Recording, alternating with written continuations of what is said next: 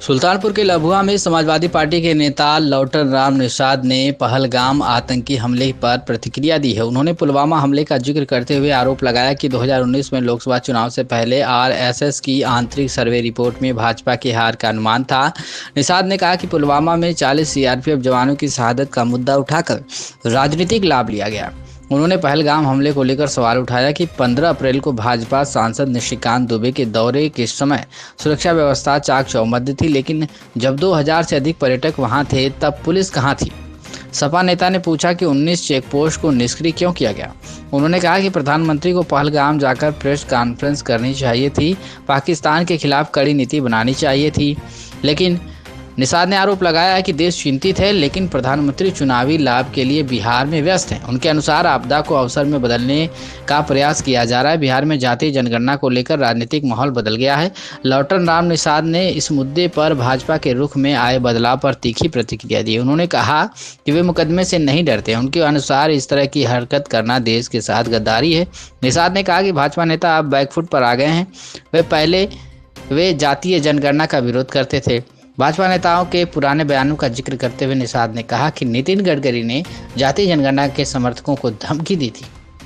योगी आदित्यनाथ और केशव प्रसाद मौर्य ने कहा था कि इससे जातीय नफरत पैदा होगी। निषाद ने भाजपा पर गंभीर आरोप लगाते हुए कहा कि पार्टी एक गलती को छिपाने के लिए दूसरा काम कर लेती है।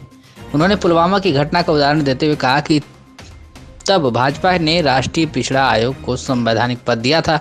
यादव समाज के नेताओं को आगे करके कहा गया कि सदियों पुरानी मुराद पूरी हो गई, लेकिन बाद में यह आयोग सफेद हाथी साबित हुआ। क्या कुछ कहा है उन्होंने, आप सुनिए। देखिए, समाजवादी पार्टी के मुखिया माननीय अखिलेश यादव जी के निर्देशानुसार लखनऊ से पूरब के जो भी जनपद हैं या कह लीजिए पूर्वांचल के जो जिले हैं, वहां पर हमें सामाजिक टो लेने के लिए और समाजवादी पार्टी का संगठन कैसे मजबूत हो, समाजवादी पार्टी का जो पीडीए फार्मूला है उसको कैसे और दुरुस्त किया जाए, ताकि 2027 के विधानसभा चुनाव में समाजवादी पार्टी सफलता का परचम लहराने में सफल हो। और मैं माननीय राष्ट्रीय अध्यक्ष जी के निर्देशानुसार 3 दिन मेरा प्रवासी कार्यक्रम जौनपुर का रहा है और आज मैं सुल्तानपुर के 190 लभुआ विधानसभा में मेरा प्रवासी कार्यक्रम हुआ। कई गाँवों में मैं अपने लोगों के, और नन्हेलाल निषाद जी हमारे अच्छे नेता है, यहाँ के समाज में अच्छी इनकी पकड़ और पहचान है, और इनके माध्यम से अगल बगल के कई गाँवों में हमने अपने लोगों से टो लेने का प्रयास किया कि उनका नजरिया समाजवादी पार्टी के क्या है। और इसी कार्यक्रम के तहत जो है कि आज मैं लम्बुआ विधानसभा में आप लोगों से मुखातिब हुआ। सर, देखा जाए तो आप क्षेत्र में लगातार भ्रमण कर रहे हैं, तो भ्रमण के दौरान क्या समस्या है लोगों में, किस तरीके के अभी भी दिक्कत बनी है, क्या किस तरह की दिक्कत निकल के आ रही है, युवा हो या किसान हो या किस तरह के कुछ मिला आपको इनपुट? देखिए, भारतीय जनता पार्टी ने जो वादे किए थे समाज के साथ, नौजवानों के साथ, छात्र नौजवानों के साथ, किसानों के साथ, आज जो है कि हमारे छात्र नौजवान और किसान अपने को बदहाल महसूस कर रहे हैं। मोदी जी ने क्या कहा था कि हर साल 2 करोड़ नौकरियां हम देने का काम करेंगे। 2 करोड़ नौकरी तो नहीं मिली, 1.5 करोड़ नौकरी लोगों की खत्म कर दी गई। तमाम सरकारी संस्थान जो देश की तरक्की के लिए कांग्रेस पार्टी या गैर भाजपा दलों ने बनाया था, गेल सेल भेद रेल ओएनजीसी हो, एनटीपीसी हो, पावर प्लांट हो, चाहे कोल माइंस हो, पोर्ट ट्रस्ट हो, कॉटन मिल्स हो, और फर्टिलाइजर्स कंपनी हो और शुगर कंपनी हो, उनको सारे निजी हाथों में दे करके, और विशेष करके गुजरात के बनियों के हाथ में सौंप करके जो है रोजगार और नौकरी के अवसर को खत्म करने का काम किया। और हमारे पीडीए के लोग जो केंद्रीय आरक्षण नियमावली के तहत ओबीसी को 27%, एससी को 15%, एसटी को 7.5% आरक्षण कोटा निर्धारित है। उत्तर प्रदेश आरक्षण नियमावली 1994 के तहत परम पूज्य मुलायम सिंह यादव जी ने ओबीसी को 27, 21%, एससी को 2%, एसटी को आरक्षण कोटा देने का काम किए थे। जब सरकारी संस्थान ही नहीं रहेंगे तो हम कहाँ, कैसे, किस तरह से जो है अपने आरक्षण कोटा की यानी आरक्षण की हम मांग मांगेंगे, प्रतिनिधित्व के अधिकार की मांग करेंगे। आज जा रहा हूं क्षेत्र में, जनता बेहाल है, परेशान है, और ये 5 किलो राशन देकर के जो हमारे लोगों को जाहिल, जपार, अपाहिज बनाने का, कामचोर बनाने का प्रयास से सरकार कर रही है। क्योंकि हिटलर ने कहा था और मुसोलिनी ने कहा था कि अगर देश में लंबे समय तक शासन करना है तो हमें जनता को केवल रोटी तक से, पेट तक सीमित रखना होगा। आप गुरुकुलवलकर की 2 किताब पढ़ लेना, bunch of thought, we are our nation who define, कि ओबीसी, एससी, एसटी माइनॉरिटी के लोगों को किस तरह से गुलाम बना करके रखना है, लंबे समय तक शासन करना है, तो इनकी शिक्षा दीक्षा को जो है कमजोर कर दो, ओबीसी एससी के लोग पढ़ न पाए। इसी के तहत न्यू एजुकेशन पॉलिसी सरकार ने लाया। मिड डे मील की जो योजना है वह भी जो है हमारे पिछड़े दलित समाज के बच्चों का भविष्य अंधकार में डालने का काम किया जा रहा है। और यह भी सरकार ने जो न्यू एजुकेशन पॉलिसी लागू किया है, आपके बेटे परिसरी विद्यालय में जाते हैं, सरकारी प्राइमरी स्कूल में जाते हैं, वहां कटोरा लेकर के जो बच्चा खिचड़ी के लिए जाता है उससे डॉक्टर इंजीनियर बन जाए, आईएएस आईपीएस प्रोफेसर बन जाए, यह अपेक्षा नहीं किया जा सकता। और आपकी औकात नहीं है, आर्थिक इतनी कमजोर है कि कॉन्वेंट स्कूल, मिशनरी स्कूल है, इंग्लिश मीडियम के स्कूल है, वहां आपके बच्चे नहीं पढ़ेंगे। यह सरकार वन नेशन वन इलेक्शन की बात करती है। मैं तो कहता हूं कि सरकार राशन फ्री में देना बंद कर दे।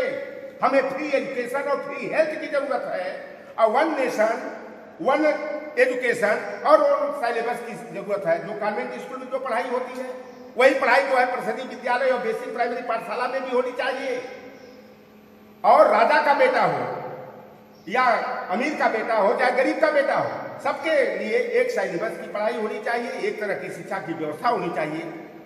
तब देश तरक्की करेगा, तब समाज में जो है समतामूलक समाज की स्थापना संभव है। प्रधानमंत्री जी द्वारा अभी सर जम्मू कश्मीर में की पहलगाम घाटी में एक आतंकी घटना को अंजाम दिया आतंकवादियों ने, उस पर आप क्या? आपको 2019 की घटना नहीं याद है क्या?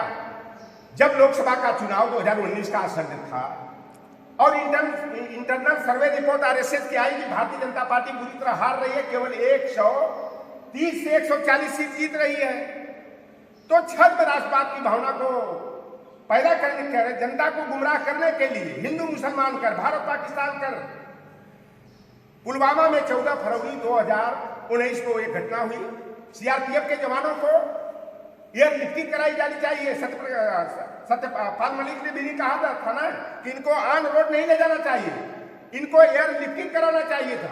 लेकिन सरकार ने एक साजिश के तहत 40 जवानों को, जिसमें एक ब्राह्मण, 39 पीडीए में भी 23 यादव के बेटे थे, और दूसरे दिन 6 अधिकारी भी जो मरे, तो सभी के सभी पीडीए थे, और उनको बीच में जो है कि आरडीएक्स से उड़ा दिया गया। ये मनमोहन सिंह को 2012 में जून 2012 में कहते थे कि आर्मी तुम्हारी, बॉर्डर सिक्योरिटी फोर्स तुम्हारा, सेना तुम्हारी, गृह मंत्रालय तुम्हारा, सरकार तुम्हारी। तो ये आतंकवादी कहां से आ जाते हैं? और ये कहते थे मोदी जी कि ये आतंकवादी दिल्ली दरबार से आते हैं। तो आज तो सवाल खड़ा होता है ना, आप मोदी जी की एनआईए कहां गई, राय एजेंसी कहां गई, गुप्तचर एजेंसी कहां गई, इंटेलिजेंस ब्यूरो कहां गया? तो उस समय पुलवामा में राष्ट्रवाद का मुद्दा उछालकर राजनीतिक लाभ ले लिए। अब टारगेट है बीजेपी का, आरएसएस का, बंगाल और बिहार में का चुनाव जीतना। और ये पहलगाम की जो घटना हुई है, वही 15 अप्रैल को निशिकांत दुबे भाजपा का सांसद जाता है अपना मैरिज एनिवर्सरी मनाने। पूरी चाक चौबंद आर्मी की व्यवस्था, पुलिस की व्यवस्था कराई जाती है। वहां की पुलिस जो है गृह मंत्रालय यानी अमित शाह के अधिकार क्षेत्र में आती है।